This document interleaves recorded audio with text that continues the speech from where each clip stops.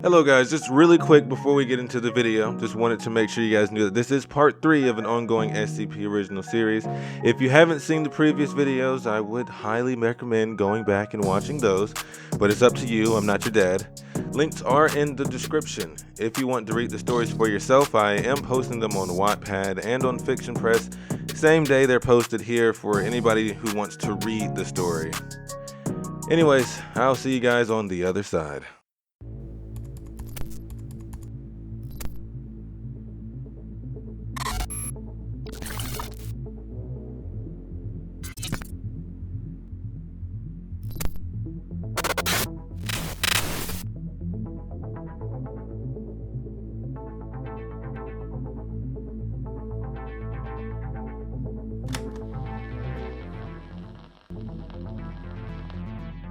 I sat alone in that room for at least an hour. I struggled to put together why I was there. Doubt creeped in, unraveling my perception of what was even real. I was in overdrive. I thought about what the doctor told me what felt like mere moments ago, and what Jake said in my dreams. I couldn't rationalize why I thought I could trust Jake. He was just a voice in my head. I didn't have time to process, but the doctor, she was real. Should I have just accepted what she said to me? I was beginning to wonder if I was even sane. Was it just a coping mechanism from my fractured psyche, failing to come to terms with the truth?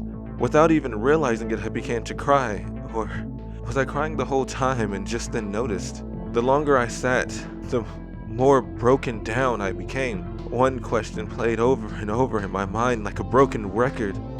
Was my family okay? Did I actually do the unthinkable? I could see the blood on my hands as I exhaled in cold breaths, and the silence became so loud, I couldn't bear it any longer. Then I heard a click and the scraping of a metal door. I jumped in my seat and raised my head. The blinding light and the dry heat from the lamps outside flooded the room. Two silhouettes scurried inside and the door closed behind them, and I could finally see my new visitors. They both wore these all-white lab coats with clipboards in hand.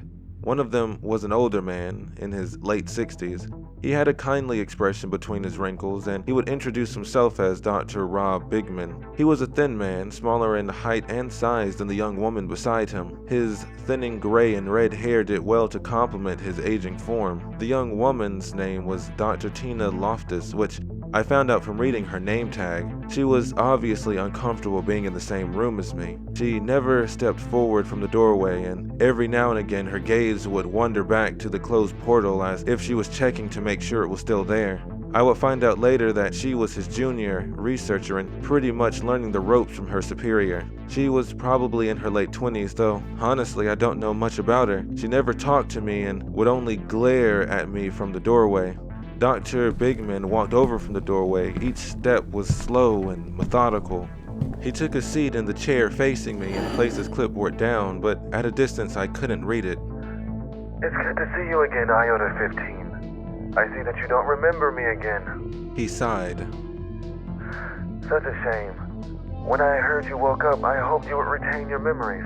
He spoke with concern, lacing his voice, which I didn't expect. I assumed that the interviewer would be a rough-looking police type, not a frail-looking doctor. He leaned back in his chair and let out a long breath. He checked his watch before continuing to talk.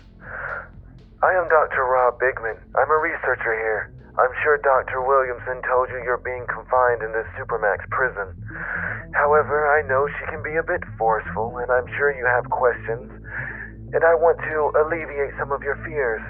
He told me more about who he was and why he had come to see me. Apparently, I was being studied as a part of a government program, and the doctor that was assigned to me was not someone who was concerned with my mental stability.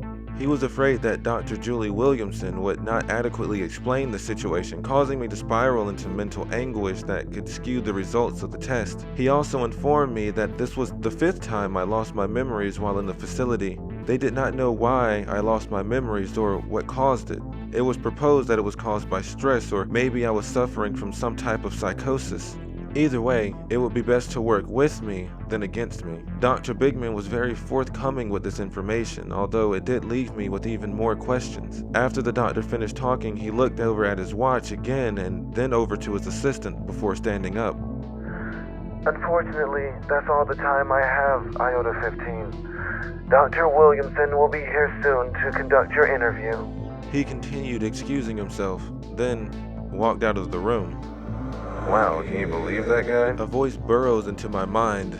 I recognize it as none other than Jake. He sounded almost like a whisper, but I could definitely hear it faint, but this time I knew I wasn't asleep. I was going to wait, but things have changed. Look, I need to know if you're in or out. I know you still have a shitload of questions, but we don't have time for that right now. They're on the way, and if they get here before we get a foothold, we're done. There's no escaping. Hell, I wouldn't be surprised if they... No, never mind. What's your answer? Do you want to be free? I froze for a second, but there was no thoughts going through my head. At least none intelligible enough to write down here.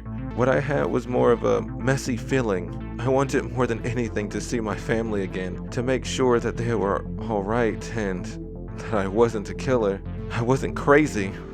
Fuck, man, you have to come up with a decision now. If she steps in that room, it's too late. I needed to make my decision before she walked in the room. I didn't have an answer. I didn't know what to choose, but I was running out of time. I feel the net surround me, a noose tightening around my neck and tied to the banister. No answer was right. Stay and continue to lose my mind, or find out that I might just be a crazy man with voices in my head.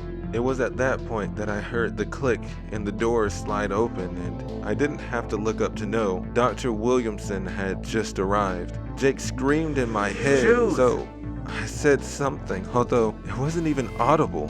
I don't know how he even heard it, but I know he did because without warning, alarms all over this facility blared, and I heard something that I didn't understand at the time play over the radio on the guards outside. Containment breach detected. I didn't know it then, but the facility officially descended into hell. Get SCP Iota 15 to its containment now! I heard Dr. Williamson say as security rushed into the interview room. Even with the alarms blaring and whatever was going on, they still acted as a unit, being sure to fulfill every single step they did to put me there. Undoing and redoing handcuffs and shackles and chains, it seemed like such a waste of time, since I needed to be placed back in my cell due to whatever a containment breach is. They didn't even wait for me to try to start walking. Surprisingly, they just picked me up. The group ran me back to my cell and practically threw me into the room. It was still too bright to see anything. The cuffs on my wrist made it impossible for me to cover my eyes with my hands. As soon as my cell door closed and the guards were gone, for a split second I could tell the light shut off.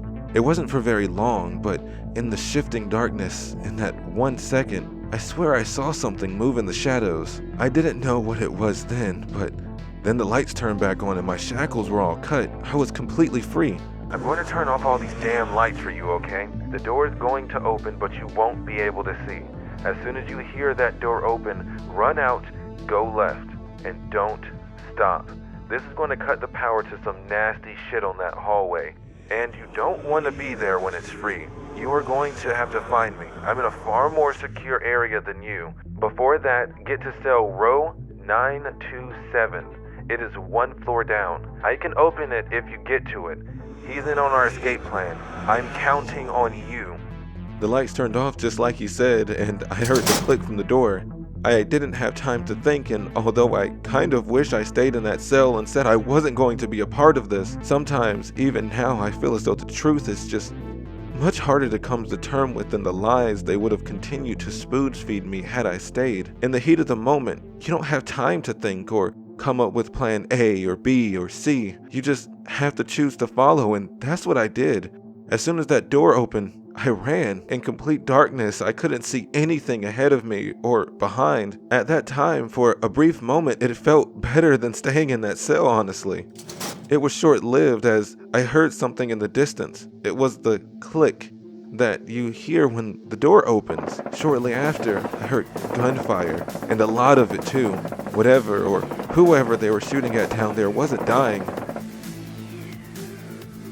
Alright guys, that's going to be it for today. If you want to read the story for yourself, you can. I'm posting it on Wattpad and Fiction Press the same day it comes out here.